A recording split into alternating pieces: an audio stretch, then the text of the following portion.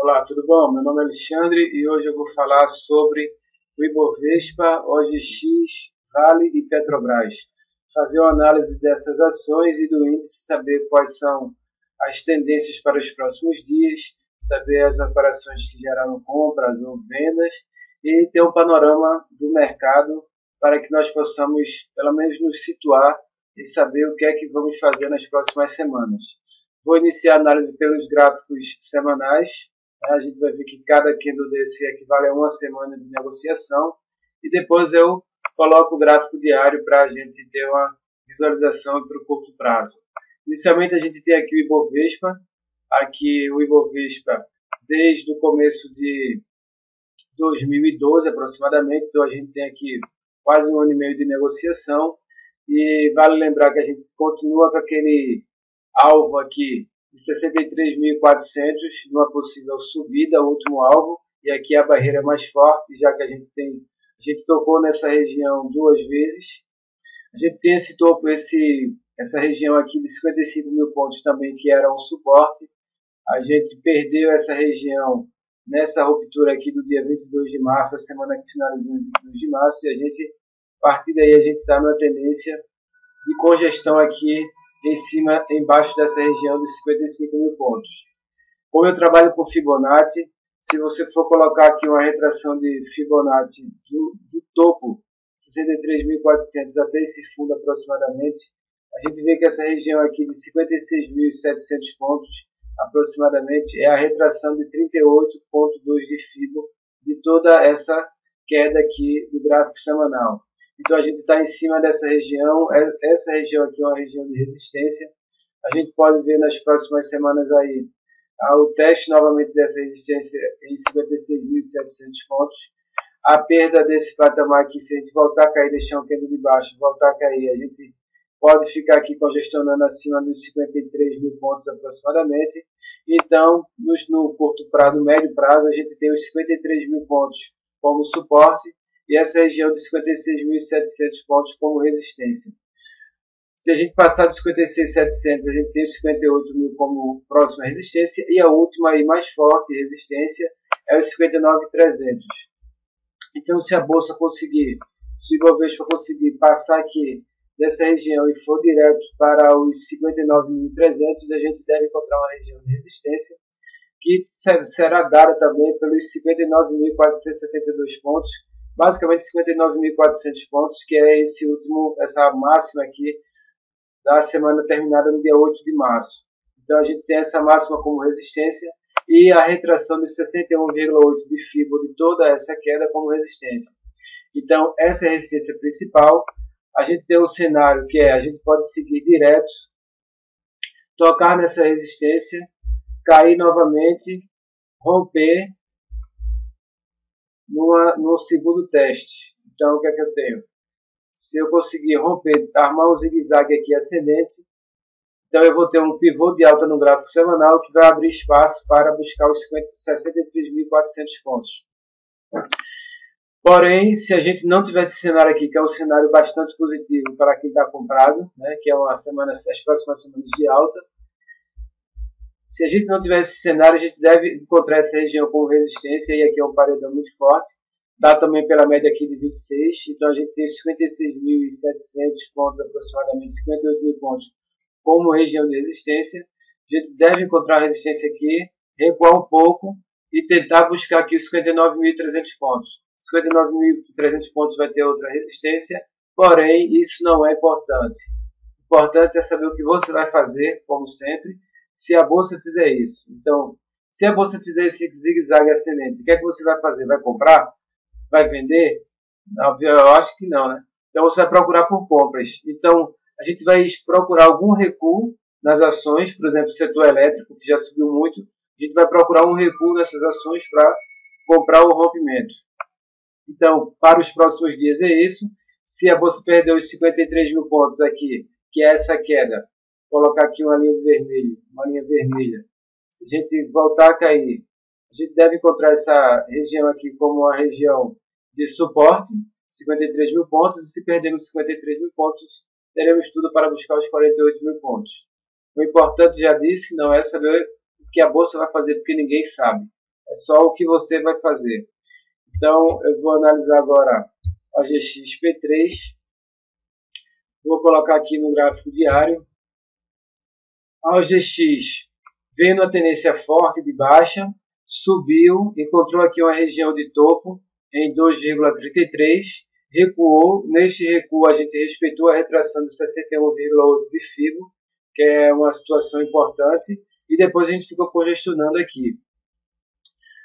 A gente ainda está nessa congestão, a gente tem a máxima aqui desse dia 16 de maio em 1,94 e 1,94 também foi aqui no dia 24 de maio. Então, uma semana depois, a gente tem 1,94 como região de resistência. Se a gente passar desse 1,94, a gente tem tudo para buscar aqui o último topo, porém não gera compra para mim. Eu vou aguardar aqui na OGX que a ação faça um pivô de alta no gráfico diário. O que é o pivô de alta? É a gente voltar a subir, né? Então a gente deixar um topo, cair, depois voltar a subir, rompendo o último topo, que será esse aproximadamente. Essa região aqui de 2,14 é a próxima resistência, então se a ação voltar a subir, deve encontrar uma resistência em algum momento, vai voltar a cair, e nesse recuo aí vai gerar compras de swing trade para o OGX-P3, e aí eu posso comprar apostando no rompimento desse topo, já que nessa queda aqui a gente não teve força para buscar o último fundo. Enquanto essa região de 61,8 de FIBO, que é a região de 1,58, estiver sendo respeitada, então a gente deixa uma região aí positiva, uma congestão com viés altista para o OGX-P3. Então, como resistência principal, resistência inicial 1,94 e suporte principal 1,58. O lado que romper vai abrir vendas mais fortes. Esse aqui é o suporte principal. Agora a gente tem esse suporte intermediário 1,67. Agora eu vou analisar a Vale 5, iniciar aqui pelo gráfico diário. A Vale está vindo numa... Deixa eu tirar essas linhas aqui para ficar mais fácil. A Vale está vindo numa tendência de baixa. Se você der um zoom, a gente vai ver que está fazendo topos e fundos descendentes. Chegou nesses últimos dias aqui, a gente tentou armar um pivô, as médias se cruzaram, eu utilizo cruzamento de média para confirmar pivô verdadeiro.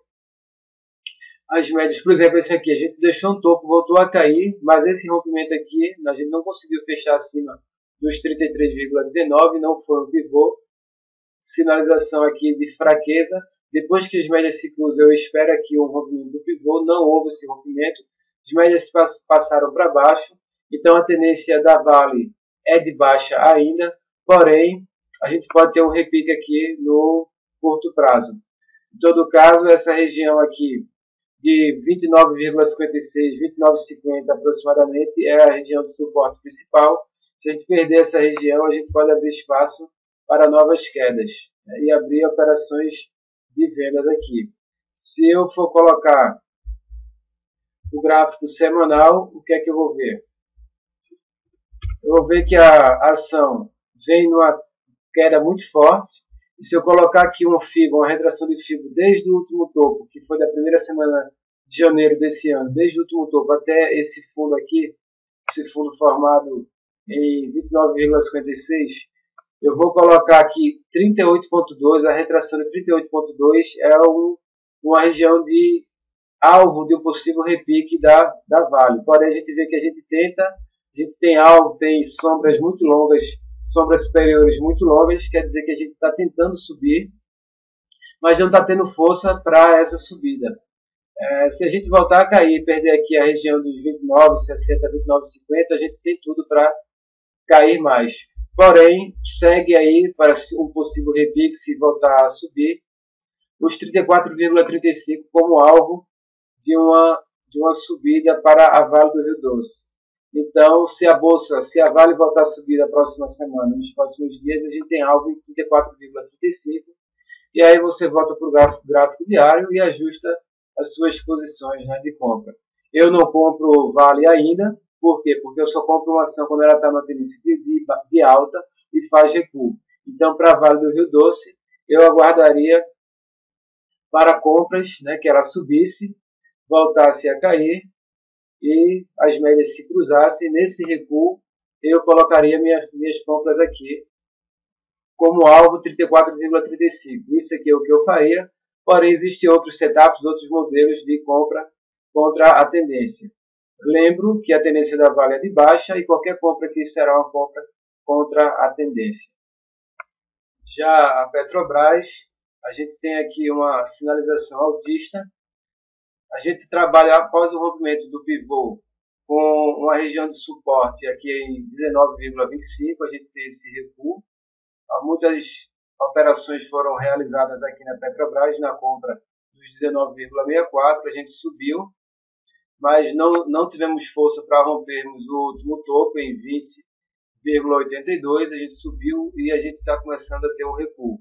Enquanto a gente estiver aqui em cima dos 19,25 não tem nenhum problema. E se a gente voltar a subir, a próxima região de resistência para a Petrobras será 20,40 e a próxima 20,82, onde a gente abre espaço para novas altas. Mas eu vou olhar aqui o gráfico semanal, onde a gente vai ter uma visualização melhor do mercado da Petrobras. Petrobras estava na tendência de baixa, com topo abaixo do topo anterior, fundo abaixo do fundo anterior. Então a gente subiu, a gente deixou aqui um pequeno fundo acima do fundo anterior e agora um topo acima do topo anterior.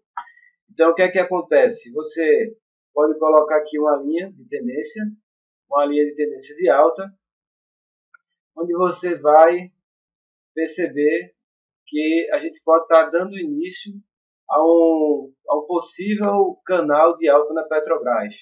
Então se eu voltar a cair, eu tenho essa região de 18,89 como a região de suporte, ou seja, toda essa alta aqui do início do canal, a gente retrai Fibo, né? 38,2, a retração 38,2 de Fibo. Então 18,89 é um suporte muito forte e aqui deve encontrar força compradora, caso não prossigamos na subida para as próximas semanas. Para quem comprou aqui no rompimento de 20,08, o stop permanece aqui em 19,25. Se a gente perdeu os 19,25, a gente vai esperar por um candle de força, um candle de alta aqui nessa região dos 18,89, onde a gente pode dar continuidade a uma subida na Petro. Então a gente pode recuar nas próximas semanas e depois dar continuidade e trabalhar dentro desse canal de alta. Isso aqui é uma possibilidade, onde a gente também tem outra possibilidade, é que se a Petrobras estiver com força, a gente pode seguir direto e buscar já o topo do canal na próxima semana. E já romper esse 20,08 e somente aqui a gente volta a ter um recuo. Então, Petrobras, para quem está comprado, stop, eu colocaria, se eu tivesse comprado 19,25 e aguardaria um recuo até essa base do canal. Volto a dizer que o importante não é o que a Petrobras vai fazer, mas o que você vai fazer se a Petrobras subir ou se a Petrobras cair. Isso aí, pessoal. Até semana que vem. Até os próximos vídeos. Foi um prazer compartilhar mais essa visão com vocês. Se gostou, é só se inscrever e clicar em gostei. Se não gostou, é só mandar sua sugestão para melhoria dos nossos vídeos. Até mais.